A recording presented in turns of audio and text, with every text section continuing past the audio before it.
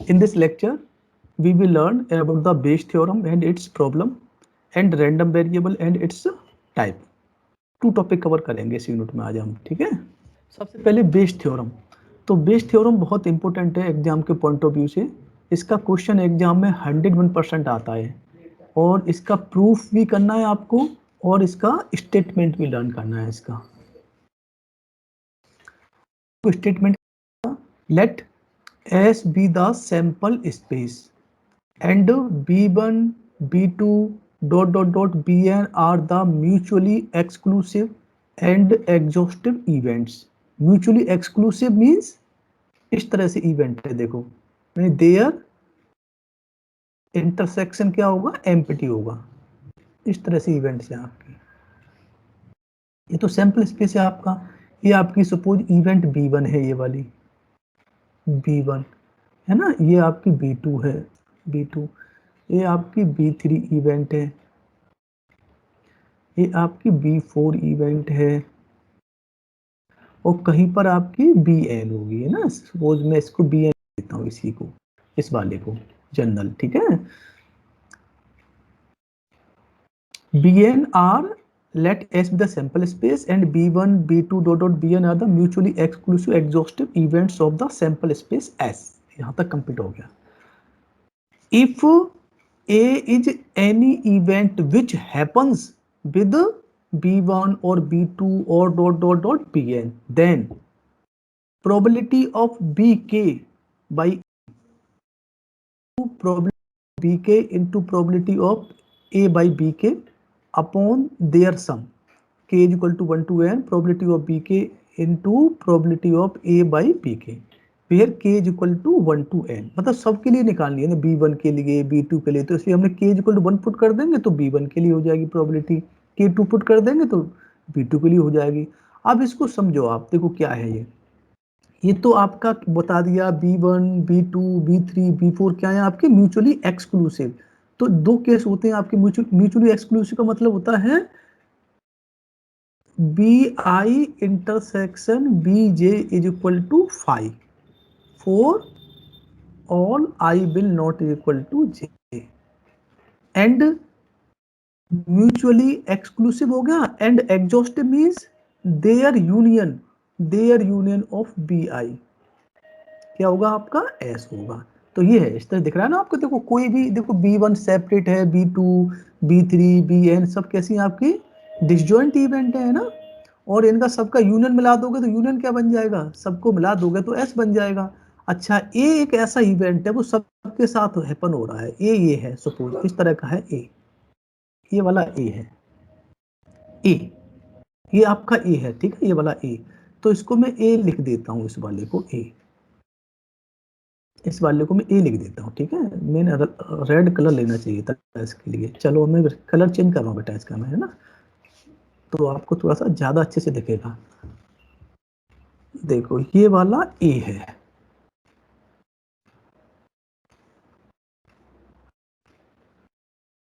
ये वाला है ना ए है, ये वाला ए, ये देखो A be any event which happen with B1 और B2 और Bn सबके साथ है, तो हमने इसको इस तरह से लिख दिया, ठीक है। अब देखो ये वाला पार्ट बताओ, ये वाला पार्ट क्या होगा, ये वाला पार्ट क्या होगा, A इंटरसेक्शन B1। देखो ये वाला पार्ट दिख रहा है ना, ये वाला पार्ट आपका, ये वाला। अच्छा ये वाला पार्ट क्या होगा, ये वाला पार्ट, चलो मैं इसे डॉट डॉट डॉट लिख देता हूँ। ये वाला पार्ट होगा आपका A इंटरसेक्शन B2, है ना। और ये वाला पार्ट मैं इसे गोल गोल सर्कल बना रहा हूँ, ठीक है, गोल गोल सर्कल बना रहा हूँ। तो ये वाला पार्ट क्या होगा आपका, ये वाला पार्ट होगा A इंटरसेक्शन B3, है ना। और ये वाला पार्ट, इसको मैं इस तरह से बना रहा हूँ, डॉट डॉट डॉट, है इस तरह की लाइन बना रहा हूँ। ये वाला पार्ट क्या होगा हमारा, A इंटरसेक्शन B4। अच्छा बेटे ये वाला पार्ट क्या होगा, इसको हम कुछ अलग से बनाते, ट्रायंगल बना देते हैं, ट्रायंगल है ना, इस तरह का एरिया है ये वाला। मैं डिफरेंट डिफरेंट दिखाना चाह रहा हूँ क्योंकि ये भी हमारे म्यूचुअली एक्सक्लूसिव है। ये वाला पार्ट हमारा क्या होगा, ये वाला पार्ट होगा ए इंटरसेक्शन बी एन होगा। तो बेटा ये देखो सारी इवेंट देखो, जो हमने इवेंट लिखी है ना, ये वाली इवेंट देखो, A intersection B one comma A intersection B two comma A intersection B three dot dot dot A intersection B N. कैसी है, म्यूचुअली एक्सक्लूसिव है ना, आर आर म्यूचुअली एक्सक्लूसिव और डिसजॉइंट है ना बेटे। को क्या कॉमन आएगा इनमें, किसी का कोई कॉमन नहीं आएगा ना। देखो ये अलग पार्ट है, ये वाला पार्ट अलग है, ये वाला इसी में डिफरेंट डिफरेंट करके दिखाए हैं आपको। अच्छा अब मैं बात करूं ए के बारे में, तो ए क्या होगा, ए क्या ए इनका यूनियन नहीं है सबका, देखना ए को लिख सकता हूं ना मैं, A can be expressed as A union B one, sorry intersection है बेटा, इंटरसेक्शन लगाएगा यहाँ पे, तो इंटरसेक्शन है, ये यूनियन है, मतलब ये वाला पार्ट हो गया आपका, ठीक है। A intersection B two union dot dot dot dot union A intersection B N नहीं लिख सकता मैं, देखो ए को, ए जो ए है हमारा, ए किससे मिल रहा है, इस पार्ट से, इस वाले पार्ट से, देखना पार्ट, फर्स्ट पार्ट, ये हमारा सेकंड पार्ट, ये हमारा थर्ड पार्ट, ये हमारा फोर्थ पार्ट, और ये बेटे हमारा एनथ पार्ट, सबसे मिल रहा है ना, देखो ए इससे बनना है। तो अब मैं प्रोबेबिलिटी के बारे में बात करूं, आपको पता है अगर कोई डिस्जॉइंट इवेंट होती है ना, प्रोबेबिलिटी ऐसे A union B union C, और आपकी कैसी हो, म्यूचुअली एक्सक्लूसिव केस में क्या होता था, उनका सम हो जाता था, probability of A plus probability of B plus probability of C, क्या ना। तो ये वाला केस लगा दो यहाँ पे, ये वाला, तो probability of A is equal to क्या बनेगा, क्या पूछ रहे हो, कुछ पूछ रहे हो बेटा,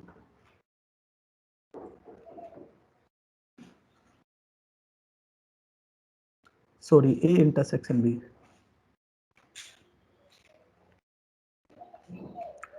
इंटरसेक्शन बी है ना, ये लिख दिया डायरेक्ट हमने, तो इस पार्ट की प्रोबेबिलिटी क्या हो जाएगी, ये हो जाएगी। क्लियर है, हम इस पे समेशन लगा दें, क्योंकि बार बार लिखना है ना, तो समेशन लगा देते हैं, समेशन के is equal to 1 to n probability of A intersection B के, लिख सकते हैं ना बेटे, ये देखो। अच्छा एक तो बेटे ये प्रोबेबिलिटी पी ए की आ गई, सिंपल है, क्लियर है ना। अच्छा अब कंडीशन प्रोबेबिलिटी क्या है हमारी, बताओ, कंडीशन प्रोबेबिलिटी हमारी क्या है, हमें किसकी प्रोबेबिलिटी फाइंड करनी है, हमें प्रोबेबिलिटी फाइंड करनी है, कंडीशन प्रोबेबिलिटी फाइंड करनी है, बी के बाई ए फाइंड करना है हमें, बी के बाई ए। तो सिंपली लिख दो आप, बी के बाई ए क्या होगा, प्रोबेबिलिटी ऑफ बी के intersection A upon, direct formula लगा दिया हमने, है ना, ये फॉर्मूला होता है हमारा, ये फॉर्मूला होता है ना, ये वैल्यू पुट कर दी हमने। अच्छा लिख दो इसको, बी के प्रोबेबिलिटी ऑफ बी के इंटरसेक्शन ए अपॉन समेशन के is equal to 1 to n probability of A intersection B के, बेटे यार प्रूफ हो गया, बस बस आपको एक इसमें एक रिजल्ट और लगाना है, कौन सा रिजल्ट लगाना है, आपने देखा ना, ये वाला रिजल्ट था, we know that probability of A intersection B can be put as probability of A into probability of B by A, बेटे आता है ये वाला रिजल्ट, और इसकी वैल्यू ये भी होती थी, probability of B into probability of A by B, जब बी लिखेंगे तो ए बाई बी लिख देंगे, तो ये वाला बेटा रिजल्ट और लगाना है न्यूमरेटर डिनोमिनेटर में, तो देखो क्या बन जाएगा आपका, this becomes probability of B के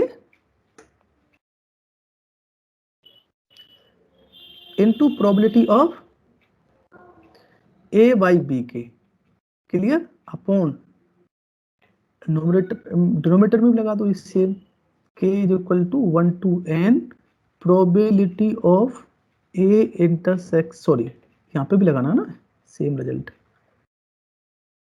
तो क्या बनेगा आपका प्रोबेबिलिटी ऑफ बी के into probability of A by B के। ये बेटे प्रूफ था, छोटा सा प्रूफ है, ज्यादा लंबा प्रूफ है ही नहीं, ठीक है। तो मैंने देखो बहुत प्रूफ तो 2-3 लाइन में लिख रखा है प्रूफ को, आप डायरेक्ट तैयार कर लेना प्रूफ को, है ना, बहुत आसान सा प्रूफ था, मैंने थोड़ा खोल के बता दिया यहाँ पे, ठीक है। क्लियर है ना यहाँ तक, ठीक है। तो ये हमें प्रूफ करना था, ये हमारा आ गया।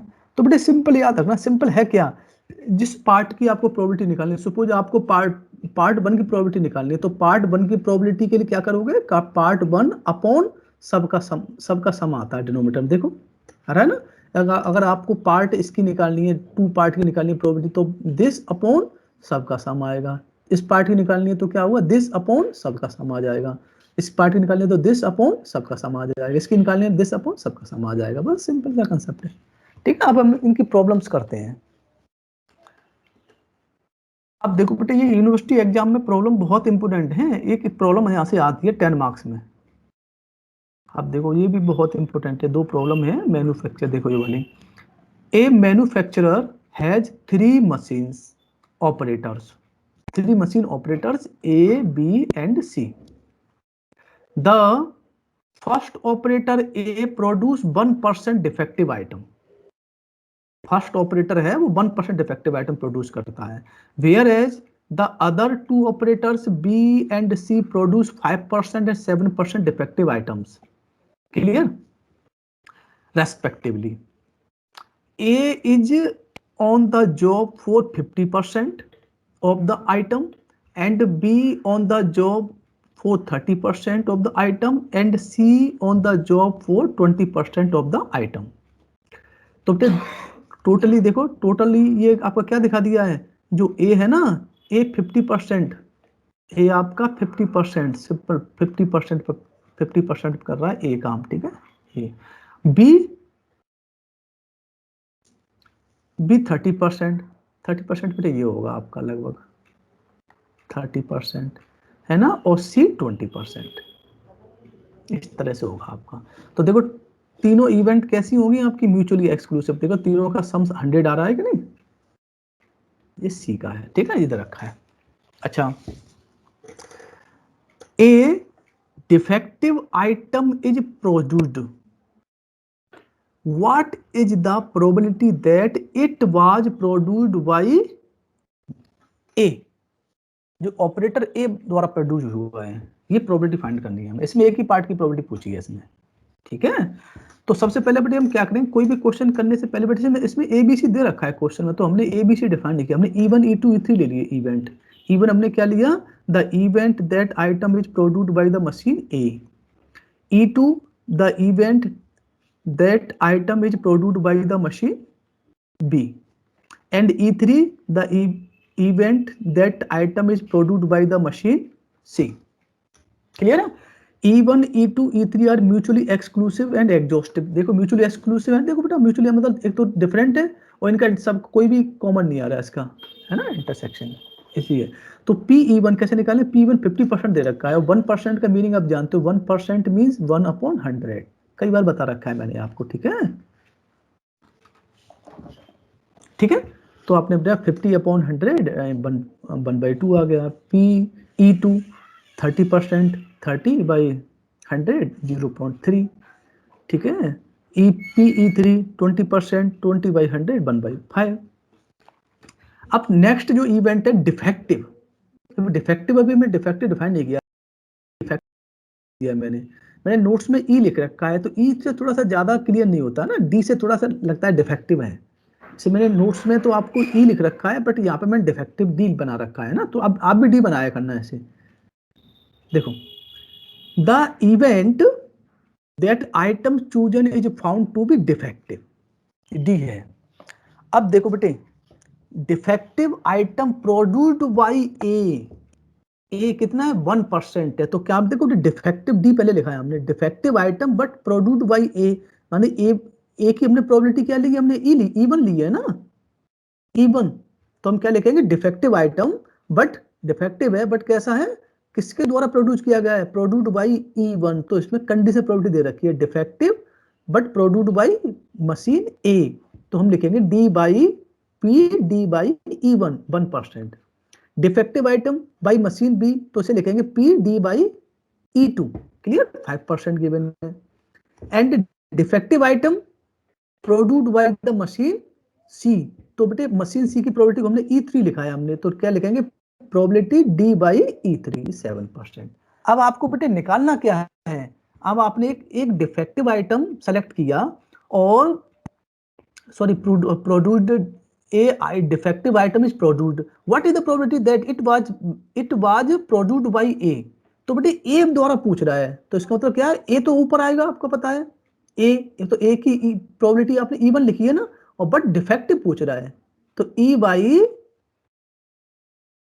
ये पूछ रहा है आपसे क्वेश्चन में, E1 है, ठीक है। तो देखो नेक्स्ट पेज में मैंने इसका फॉर्मूला लगा दिया है, देखो देखो E1 बाई डी डिफेक्टिव है, ठीक है, मशीन ए द्वारा डिफेक्टिव, तो E1 बाई डी लगा दिया। फॉर्मूला क्या होता है, P E one into P D by E one upon, बेटे सम आएगा तीनों का, P E one plus P D by E one plus P E two plus sorry P E two into P D by E two plus P E three into P D by E three, की सारी value put कर दी हमने, and we get the answer 5/34। ये बेटे हमने diagram के through समझाया ना, सॉल्यूशन बाय द ट्री, ऐसे गेट में क्वेश्चन आ गया तो हम डायरेक्ट गेट में क्वेश्चन कर डालेंगे एक बार में, ठीक है, ऐसे प्रोबेबिलिटी लिख लेंगे तुरंत, वहां में इतनी लैंग्वेज नहीं लिखेंगे, वहां पर सिंपल करेंगे PE1 PE2 PE3, ठीक है, जो हमने E1 E2 ले लिए यहाँ पर, ठीक है। अच्छा D बाई E1 जो भी हमें गिवन होगी, D by E1 D by E2 और D बाई E3 होगी, तो बेटे इनका प्रोडक्ट करके यहाँ पे आ जाएंगे, ये भी है ना, ये भी। अब ये तुम इसमें तो सिर्फ खाली किससे पूछा था, इसमें तो खाली पूछा था किससे, E1 के द्वारा पूछा था बेटे, मशीन ए के द्वारा पूछा था। अगर आपके मशीन बी का पूछता तो बेटे दिस अपॉन टोटल कर देते आप, दिस अपॉन टोटल, है ना। अगर सी से पूछता तो दिस अपॉन टोटल, तो टोटल सम कर देते, यही तो आ रहा है देखो। तो बहुत ही सिंपल तरीका है, देखो इससे भी डायग्राम से तुरंत कर देते हैं हम। बट जब के लिए ना, जब कोई क्वेश्चन हम कंपटीशन का एग्जाम दे रहे हैं, तो वहां तो हमें लैंग्वेज लिखनी नहीं है, वहां तो सिर्फ आंसर निकालना होता है जल्दी से, तो वहां पे हम इस टेक्निक को लगा के तुरंत निकाल देते हैं, ठीक है, ट्री डायग्राम से। बट बेटे आपको तो बीटेक के एग्जाम में ट्री डायग्राम यूज नहीं करना, ठीक है, आपको तो सिंपल वे में ही करके दिखाना पड़ेगा क्वेश्चन। अब देखो ये बोल्ट फैक्ट्री वाला क्वेश्चन, सिमिलर वैसे ही क्वेश्चन है, देखो in A bolt factory machines A B and C manufacture respectively 25 35 and 40% of the total. Clear? Out of their output, 5, 4 and 2% of defective bolts. A bolt is drawn from the produce and is found defective. तो what are the probabilities, तो what are the probabilities पूछ रहा है, that it was manufactured by A और B and C। तो इसमें तीनों part पूछ रहा है, इसमें इस क्वेश्चन में, पहले वाले में सिर्फ एक पार्ट पूछा था, है ना, यहाँ पे तीनों पार्ट पूछ रहा है, यहाँ पे बस सेम क्वेश्चन उसी तरह। तो हम पहले इवेंट डिफाइन कर देंगे हम, late E1 E2 E3 E1 E2 E3 be the events that are bolt is produced by A, B and C respectively। Clear है, ABC मशीन है आपकी, ठीक है। Let D be the event that bolt is defective, then B have, हमें क्या क्या given है बेटे, देखो पहला जो हमें गिवन है, हाँ देखो पहला है 35%, ये बेटे 45%, तो ये हो गया 45%, है ना, ये ए का हो गया।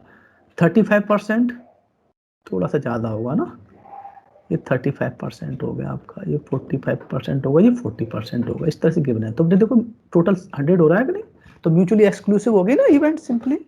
हाँ देखो वी हैव PE1 25% पे डायरेक्ट लिख दिया मैंने, ठीक है, 25% को 25% डायरेक्ट लिख दिया मैंने, इसको 25/100, तो क्या बन जाएगा 0.25, ठीक है। ऐसे ये आपका क्या बन जाएगा, PE2 0.35, PE3 0.40, अच्छा, डिफेक्टिव आइटम प्रोड्यूस्ड बाई ए, तो क्या है देखो, डिफेक्टिव आइटम प्रोड्यूस्ड बाई ए 5%, 5% है तो 5 को डिवाइड बाई 100 कर दोगे तो 0.05 बन जाएगा। Defective item produced by B 4% है, 4% को डिवाइड करोगे 4/100 लिखोगे तो क्या आ जाएगा 0.04%, जीरो आ जाएगा। ठीक है ना, परसेंटेज का मतलब होता है, आप जानते हो परसेंटेज मीन 1/100। ठीक है, 100 का क्या होता है, 1 पार्ट होता है।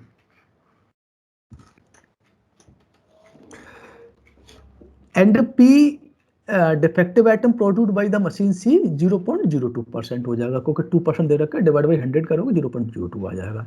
अब आपको निकालना क्या बेटे इस क्वेश्चन में, the probability that it was manufactured defective item produced by A B C, मतलब डिफेक्ट तो मतलब ए बी सी द्वारा बनाया गया है ना, तो ए की प्रोबेबिलिटी क्या लगी आपने, E1, तो E1 बाई डी निकालना है आपको, E1 by D, E2 by D, E3 by D find करना है आपको क्वेश्चन में। ठीक है, तो देखो तीनों के फॉर्मूला लगा दिए हमने, और मैंने बोला मैंने डी को बेटे डिफेक्टिव को हमेशा डी लिखा करना, थोड़ा सा याद तभी रहेगा आपको, है ना। मैंने नोट्स में ई बना रखा है ना, तो आप थोड़ा सा सही कर लेना अपना। प्रोबेबिलिटी E1 बाई डी, बेटे E1 बाई डी कैसे बना आपका, PE1 into P D by E1, clear है, अपॉन टोटल आ गया देखो, PE1 into P D by E1 plus PE2 P D by E2 plus PE3 into P D by E3। बेटे इसको direct भी कर सकते हैं, पर हम उससे करते नहीं है। ठीक है, डायरेक्ट वाले अभी ट्री से भी कर सकते हैं, डायरेक्ट है ना इसको। ओके बेटा, बेटे आपको मार्क्स नहीं मिलेंगे टोटल, है ना, एग्जाम में पूरे मार्क्स नहीं मिलेंगे, क्योंकि 10 मार्क्स का क्वेश्चन आता है। ठीक है ना, अभी हमने ट्री बनाया था ना, उसके थ्रू भी कर सकते हैं डायरेक्ट इसको, ये आ जाएगा, तीनों का सम आ जाएगा यहाँ पर। ये E1 हो गया, E1 E2 E3, और यहाँ पे बेटे आपका डी बाई E1 है ना, D by E1 D by E2 और डी बाई E3। ठीक है, तो यहाँ पे आपकी प्रोबेबिलिटी क्या बनेगी आपकी, PE1 मल्टीप्लाई हो जाएगा into P D by E1, PE2 into P D by E3 into P D by E3। ठीक है, आप जिस पार्ट की आपको निकालनी है, फर्स्ट वाले पार्ट की निकालनी है, तो दिस अपॉन टोटल, देखो दिस अपॉन टोटल आ रहा है, देखो फॉर्मूला दिस अपॉन टोटल आ रहा है ना, तीनों का सम, इसकी निकालनी है this upon total and this upon total. ठीक है बेटा, तो सिमिलरली आप निकाल लोगे, इसमें कुछ है नहीं। ठीक है, पहला वाला क्वेश्चन है ना, उसी की तरह था ये, सिर्फ कैलकुलेशन है, कैलकुलेशन कर लोगे आंसर आएगा आपका। ठीक है, चलिए आगे बढ़ते हैं अब हम। ठीक है, देखो ये बेटे क्वेश्चन थोड़ा सा अलग है उस वाले से, ये दोनों क्वेश्चन तो सेम ही थे लगभग, बोल्ट वाला और वाला ना डिफेक्टिव आइटम वाला क्वेश्चन तो सेम थे, ये थोड़ा सा अलग है बैग वाला क्वेश्चन। देखो, the contents of the urn first second and third are as the follow.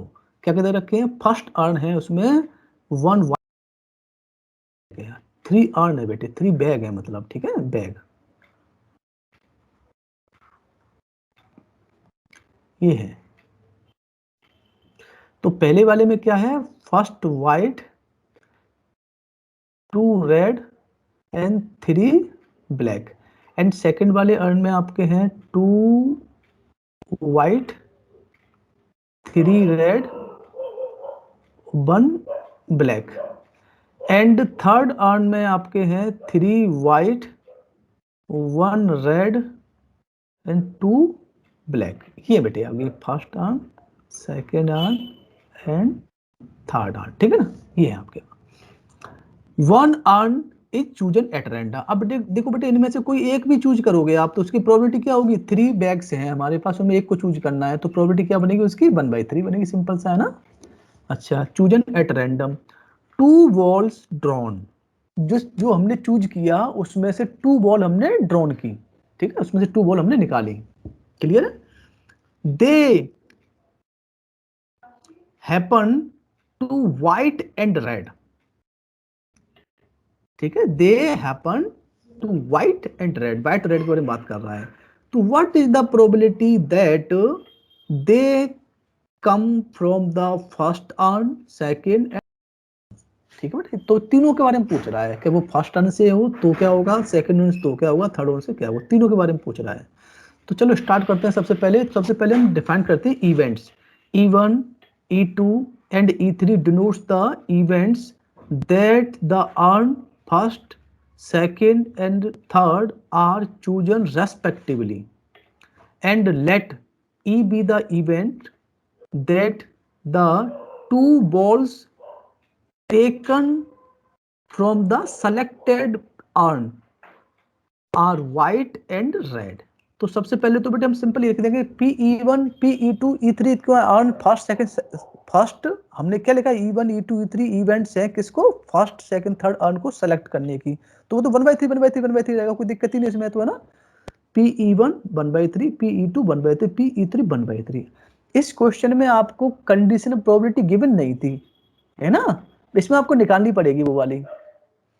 That means अब आपको तो क्या निकालना है, let E be the event लिया ना आपने, E be the event that two balls taken from the selected urn। तो बेटे फर्स्ट अर्न से देखो, फर्स्ट अर्न में क्या हो सकता है बताओ। फर्स्ट अर्न में और हमें किस पे ध्यान देना है, हमें देखना है white and red. White and red देखना, तो बेटे फर्स्ट अर्न में देखना व्हाइट कितनी है, हमें दो सिलेक्ट करनी है, तो 1C1 है ना, इनटू व्हाइट और रेड देखनी है, ब्लू पे तो ध्यान, ब्लैक पे तो ध्यान ही नहीं देना हमें, ठीक है ना। तो क्या बना 1C1 into 2C1 upon total कितनी बेटे, टोटल देखो टोटल 6C2, ये बनेगा आपका पहला वाला। आ गया देखो ये वाला, क्लियर, ठीक है। अब आप देखो सेकंड से, देखो बेटे सेकंड से क्या बनेगा आपका, आपको व्हाइट यानी 2C1 इंटू 3C1, टोटल बेटे कितनी है, टोटल हमारी है 6C2, ये हमारा आ गया सेकंड वाला, ठीक है। PE आ गया आपका, ठीक है। थर्ड निकाल लो बेटे, थर्ड सिमिलरली नेक्स्ट पेज पे निकाल रखा है मैंने, तो यहीं पे बता देता हूं मैं, क्या बनेगा 3C1 into 1C1 upon total 6C2।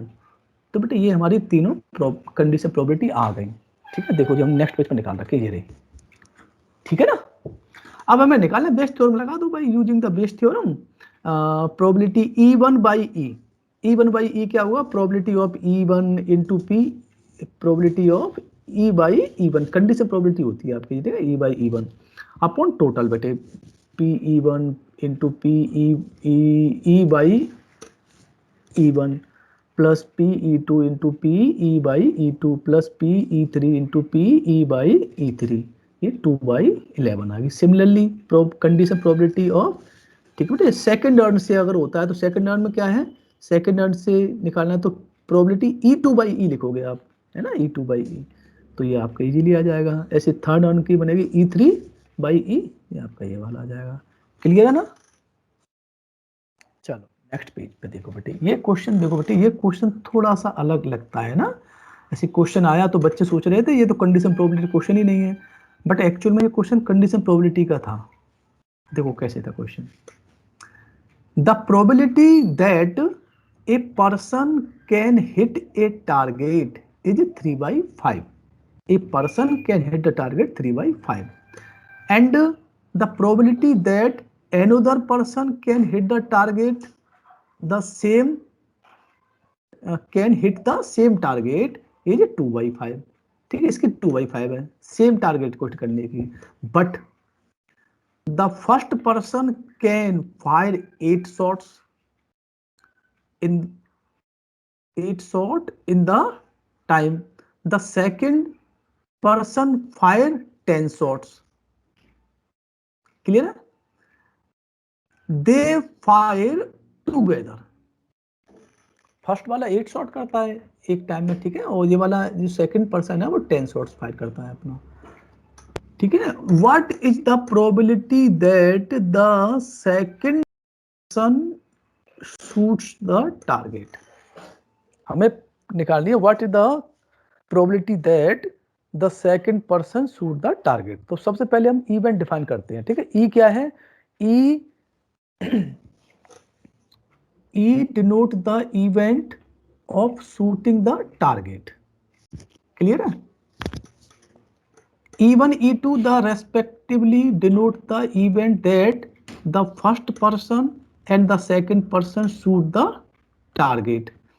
We are given PE by E1, मतलब ये गिवन है आपको, ठीक है, मतलब target shoot by first person क्या है, ई 3/5 क्वेश्चन में गिवन है 3/5 and the target shoot by second person is 2/5, ठीक है, ये भी क्वेश्चन में गिवन है 2/5।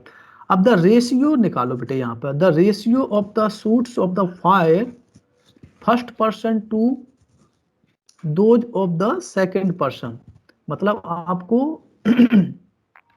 PE1 PE1 upon PE2, PE1 क्या होगा आपका 8 शॉर्ट इसने किए, ठीक है ना, 8/10, तो ये आपका आ जाएगा 4/5। तो PE1 की वैल्यू आपकी आ जाएगी 4/5 इंटू PE2, ये आ गया बेटे क्वेश्चन, ये ठीक है ना। अब आपको निकालना क्या है इसमें the find the probability that the second person shoot the target, मतलब आपको फाइंड करनी है सेकंड पर्सन, मतलब सेकंड पर्सन मतलब E2 शूट द टारगेट, ये आपको फाइंड करना है। तो लगा दो, इसका फॉर्मूला क्या होता है भाई, बेस थ्योरम से PE2/E1 equal to PE2 into PE/E2 upon PE1 plus PE1 into PE/E1 plus PE2 into PE/E2। अब बेटे जो जो वैल्यू आपके पास गिवन है वो वैल्यू पुट कर दो। वैसे PE2 की वैल्यू हमारे पास नहीं है तो हमने छोड़ दिया उसमें। E/E2 हमारे पास है 2/5 पुट कर दिया हमने। अगेन PE1 4/5 इंटू PE2, इसकी PE1 की वैल्यू 4/5 इंटू PE2 पुट कर दिया हमने, और PE/E1 की वैल्यू 3/5 वो हमने पुट कर दी, प्लस PE2 पता नहीं है हमें, है ना, PE/E2 हमारे पास 2/5 है। अब देखो बेटा ये सॉल्व कैसे हुआ क्वेश्चन, आप PE2 ऊपर से भी कॉमन आ रहा है नीचे से भी कॉमन आ रहा है, तो क्या बचेगा, देखो PE2 कॉमन ले लोगे आप, न्यूमरेटर से भी कॉमन लिया आपने तो ऊपर बचेगा आपका 2/5, और डिनोमिनेटर में देखो क्या बचेगा, आपने ये कॉमन ले लिया, P डिनोमिनेटर से लिया तो आपका ही बनेगा 12/15 प्लस 2/5। जैसे आप सॉल्व करोगे ये कैंसिल हो जाएगा एंड आपको मिल जाएगा आंसर 5/11। ये क्वेश्चन था, थोड़ा सा क्वेश्चन हटके था उससे, है ना, ऐसा लगता है ना कि बेस थ्योरम का क्वेश्चन नहीं है ये, बट क्वेश्चन बेस थ्योरम का ही क्वेश्चन था। क्लियर है। तो ये 4 क्वेश्चन है बेटे बेस थ्योरम पे, बहुत अच्छे क्वेश्चन है जो आए हुए हैं एग्जाम में। क्लियर है ना आप लोगों को चलो अब नेक्स्ट टॉपिक पढ़ते हैं इसी यूनिट में हम। नेक्स्ट टॉपिक क्या है हमारा, रैंडम वेरिएबल। एक्चुअली मेरे को पढ़ाना था वो मेरे को डिस्क्रीट रैंडम, क्योंकि प्रोबेबिलिटी के बाद जनरली जैसे पढ़ते थे ना 12th में आपने पढ़ा होगा, तो बाइनोमियल डिस्ट्रीब्यूशन आ जाता था, बाइनोमियल, नॉर्मल, पॉइजन, बट उसको हम सिलेबस के अकॉर्डिंग चल रहा हूँ बेटा मैं। सिलेबस में पहले रैंडम वेरिएबल दे रखा है, इसके बाद इनकी प्रॉब्लम उसके बाद दे रखा है, डिस्क्रीट जो डिस्ट्रीब्यूशन बाद में दे रखे हैं, तो कोई दिक्कत नहीं है, आगे पीछे पढ़ लेंगे तो उसमें प्रॉब्लम नहीं है, ठीक है ना। तो हम स्टार्ट करते हैं रैंडम वेरिएबल्स।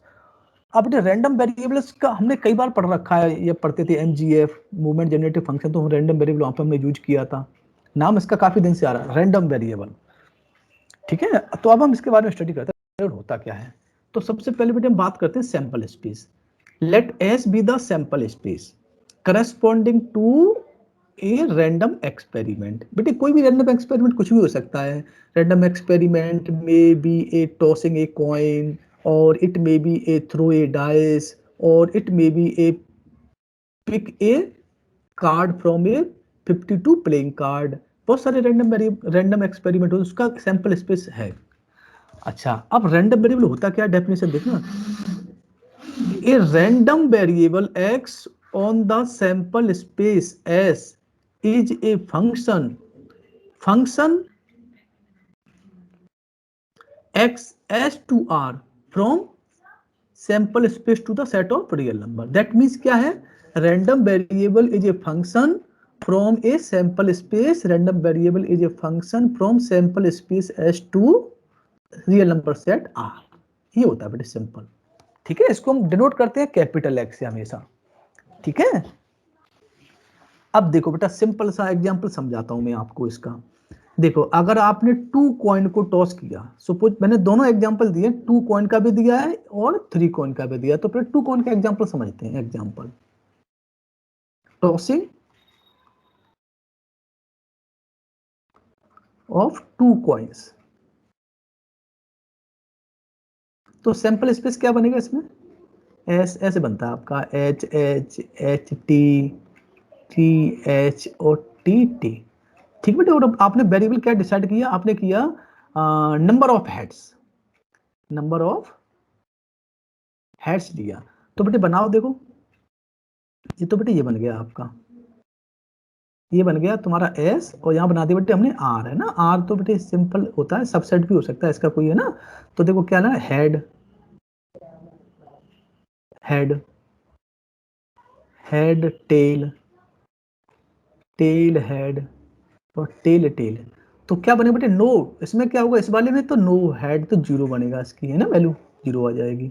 इन दोनों के करस्पॉन्डिंग, इन दोनों की वैल्यू कैसे, वन हेड तो वन हेड बना आ जाएगा, है ना। और इस टू हेड टू बनेगा। तो रैंडम वेरिएबल की वैल्यू क्या आ जाएगी रैंडम वेरिएबल की इसमें। So in this case random variable X is equal to क्या बनेगा, 0 1 2। क्या लिया हमने, नंबर ऑफ हेड्स लिए हैं। तो नंबर ऑफ हेड्स कितने हो सकते हैं, मतलब नो हेड्स, टी टी में नो हेड्स हो गया तो जीरो। ठीक है। वन हेड के टू इवेंट हैं, टू इवेंट है वन हेड के, है ना। कौन कौन सी, हेड टेल टेल हेड, तो वो आपकी बनी वन वन पे ही जाएगी आपकी ना, टू हेड टू जाएगी। तो रैंडम वेरिएबल आपका ये हो गया। अच्छा बेटे कोई प्रोबेबिलिटी पूछे, प्रोबेबिलिटी लिखना है हम, प्रोबेबिलिटी कैसे लिखेंगे, X is equal to X. कैसे लिखेंगे, नो हेड। बेटे नो हेड मतलब आपका कौन सा है, वन। टोटल आपकी कितनी है, टोटल 4 है इवेंट, तो क्या बनेगी 1/4। ठीक है। अच्छा two head, sorry one head में आपकी दो टू इवेंट आ रही है, तो प्रोबेबिलिटी क्या बनेगी 2/4। ठीक है। अच्छा टू हेड में वन इवेंट आ रही है टू हेड की, तो क्या बनी प्रोबेबिलिटी 1/4। तो बेटे इस तरह से अगर हम रैंडम वेरिएबल के साथ उसकी प्रोबेबिलिटी लिख दें, तो उसे हम बोल देते हैं probability density function, sorry sorry probability density function, probability mass function बोल देते हैं उसको, और प्रोबेबिलिटी डिस्ट्रीब्यूशन बोल देते हैं, वो हम बाद में बताएंगे आपको ठीक डिटेल में, वो तो मैंने लिख रखा है यहाँ पे। ठीक है। देखो अब देखो डायग्राम क्या है, if the event A consist of two tosses of a coin, then we may consider the random variable as the number of heads। तो क्या बनेंगे 0 1 2।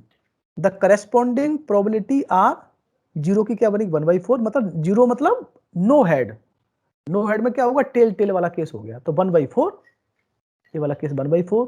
ठीक है। और वन हेड में दो इवेंट, तो उसमें टू आ जाएंगे, तो 2/4। और उसमें टू हेड, इसमें एक इवेंट आ रही है तो 1/4 ये इवेंट हो, प्रोबेबिलिटी हो जाएगी। क्लियर है एग्जांपल। तो एक एग्जांपल बेटे आपको लर्न होना चाहिए, रैंडम वेरिएबल उसका एक एग्जांपल। ठीक है। अच्छा जी दूसरा एग्जांपल दिया है मैंने इसका, देखो 3 हेड वाला एग्जांपल दिया है। 3 हेड वाला है ना, 3 हेड में क्या बनते हैं, एच एच टी, थोड़ा लंबा बनता है 3 हेड, ये बनते हैं आपके, देखो बेटा ये वाला H T T T, H T T, T H T, T T H H, H T H और एच एच टी, और लास्ट बेटे हेड हेड हेड। तो देखो इसके करस्पॉन्डिंग क्या हुआ, नंबर ऑफ हेड्स लिया आपने, तो क्या बनेगा, इसमें तो कोई है ही नहीं इस वाली इवेंट नंबर ऑफ हेड्स, तो क्या बने, नंबर ऑफ हेड एक्स की वैल्यू कहां पे जाएगी, जीरो पे जाएगी। देखो बेटे इसमें ऑपरेट करेगा, क्योंकि आपने क्या लिखा है, आपने एक्स लिया है the number of heads, number of heads लिया है ना रैंडम वेरिएबल आपने, तो इसकी वैल्यू कहां पे जाएगी, जीरो पर। अच्छा नंबर ऑफ वन हेड, तो वन हेड के बेटे 3 इवेंट होती है, 1 2 3, तो तीनों की वैल्यू किस पर जाएगी, वन पर जाएगी खाली, वन हेड इसमें आ रहा है ना। अच्छा टू हेड, ये टू हेड वाली ये इवेंट होती है आपकी, है ना, तो इनकी वैल्यू 2 पर जाएगी आपकी सीधी सीधी, है ना। और 3 हेड इसकी वैल्यू 3 पर जाएगी। ठीक है। अच्छा इनकी प्रोबेबिलिटी पूछेगा तो कैसे निकालें प्रोबेबिलिटी, आपको टोटल 1/8 है, इसमें कितनी इवेंट वन आ रही है, टी टी टी, तो 1/8 हो जाएगी। इस वाले में कितनी इवेंट आ रही है, 1 2 3, 3/8 हो जाएगी इसकी, है ना। इस वाले में कितनी इवेंट आ रही है, 1 2 3, इसमें तो 3/8 हो जाएगी, है ना। इसमें कितनी इवेंट आ रही है, इसमें 1, तो क्या जाएगा 1/8 हो जाएगी। क्लियर है। तो एग्जाम्पल एक लर्न कर लो, कोई भी एक एग्जाम्पल तैयार कर लो। ठीक है। ये मैंने दोनों एग्जाम्पल बता दिए हैं, सिंपल। अच्छा अब बेटे हम बात करते हैं types of random variables. Clear है।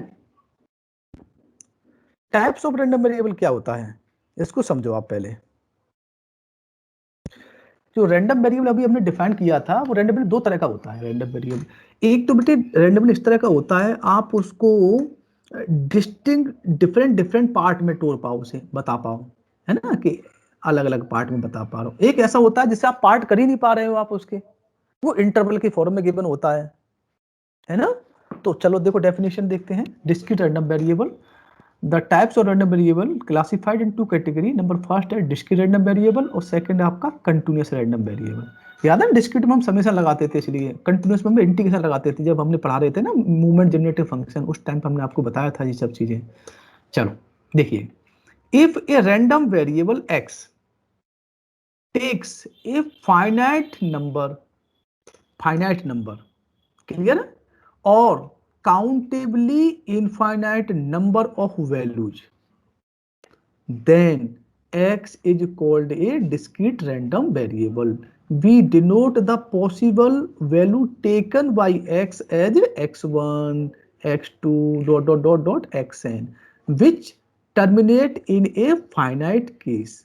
जैसे फॉर एग्जाम्पल, जैसे अभी आपने बताया था ना example, the in tossing of a coin the possible random variables क्या थे हमारे, नंबर ऑफ हेड्स 0 1 2 थे, आपने 2 कॉइन में देखा था ना। तो ये बेटे आपका हो गया डिस्क्रीट। तो डिस्क्रीट देखना बहुत ही आसान होता है, ठीक है, पॉइंट्स में गिवन होती है वैल्यू रैंडम वेरिएबल के, ऐसे x1 x2 xn, ठीक है ना। जैसे एक एग्जांपल और दे दो, ऐसे ऐसे हमारी क्लास में 60 स्टूडेंट हैं और सबके मैथमेटिक्स में मार्क्स डिफरेंट आ रहे हैं, तो वहां पे भी हम इसको रैंडम वेरिएबल मान लेंगे, क्योंकि भाई x1 ठीक है डिफरेंट होंगे तो मान लेंगे उसे। कहते हैं continuous random variable. If A random variable x takes all the possible values in a interval, यहाँ पे इंटरवल गिवन है, then x is called variable.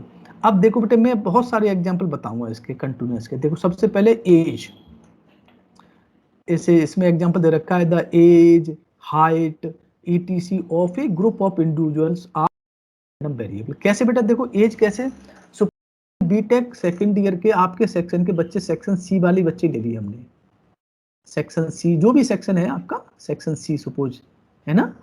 अच्छा अब हम पहले एज का डेटा बना रहे हैं, एज ही ले लेते हैं चलो हम, है ना एज।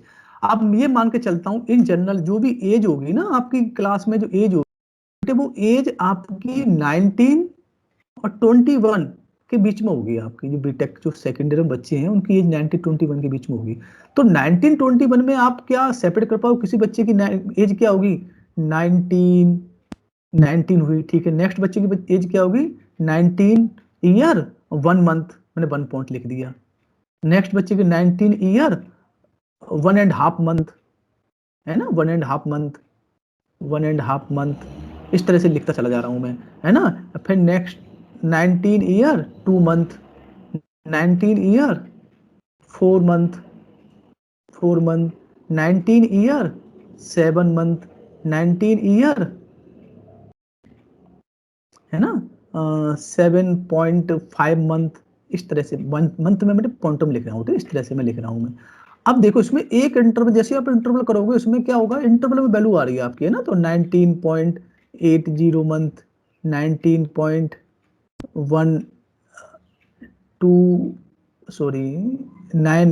मंथ लिख दो आप, ठीक है। कुछ 20, अब 20 से स्टार्ट होगा आपका 20.2 मंथ, 20 and 2.5 मंथ, इस तरह से बेटे। अब देखो बेटे इसमें क्या बन जाएगा, तो इसमें तो आप इंटरवल बना दोगे आप कि 19 से लेके 20, 19 से 22 इंटरवल बना दिया आपने, 19 to 20 कितने आ गए। अब इसमें सेपरेट नहीं कर पा रहे हो आप, है ना। कुछ कुछ बच्चों के तो डिफरेंट मतलब सेम भी आ जाते हैं इसमें, है ना, सेम भी आ जाते हैं ना इसमें।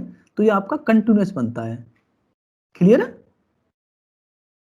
ऐसी एज का ले लो आप, हाइट का भी ले लो, हाइट भी बेटे यही होगा।